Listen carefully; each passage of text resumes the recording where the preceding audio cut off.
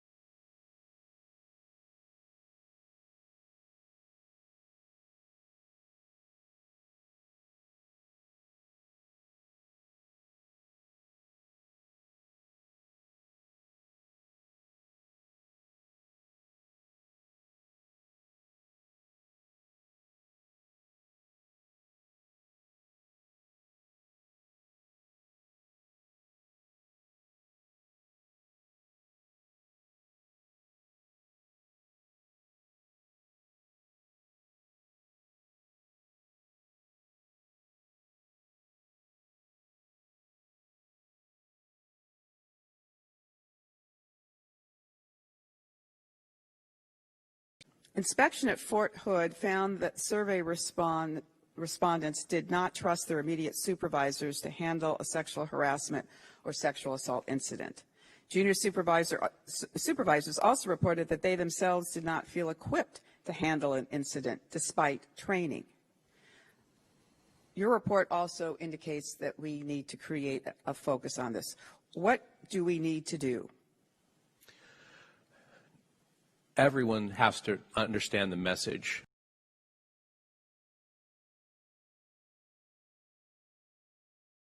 That sexual assault, sexual harassment aren't tolerated, but it's more than that. We're not born with the skills to necessarily understand what's acceptable and what's not acceptable when we deal with people on an everyday basis.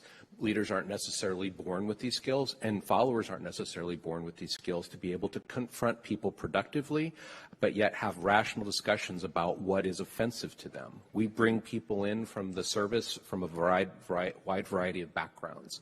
So for that purpose, leaders absolutely need the tools to be able to detect what problems that they have in their units. And through that, we have been revising our climate surveys to help them really identify those topics that are challenging for leaders and to move the needle. In addition to that, our junior supervisors, our newest people who see our folks at greatest risk for sexual assault and sexual harassment every day, they also need those skills to be able to understand what sexual harassment looks like, how to shut it down, and how to encourage everyone to participate in a unit that is and grow respect and dignity and inclusion. In addition to that, we have Actually, to from our, Doctor, I'm going to have to leave it there because I would like to ask a question of Colonel Wimpy. Colonel, we talked last night, and you indicated to me that you had these listening sessions and talked to over 223 service members. Is that correct? And the service members were mixed in terms of gender, correct? That is correct, Madam Chair. So, as we said last night, to get a real fulsome evaluation would require separating out the women so they could talk with a sense of an ability to talk freely without having it create retaliatory actions. Do you recognize that that might have been a better purpose, a better way of handling it?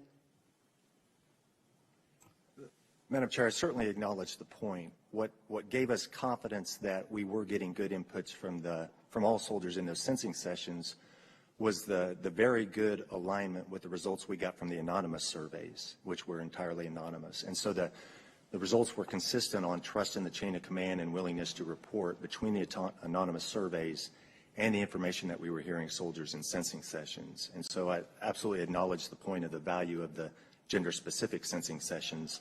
In this case, there was good correlation between the subjective information we got and the survey information. Well, you also said that 18 of the 52 women surveyed, more than a third, reported being sexually harassed.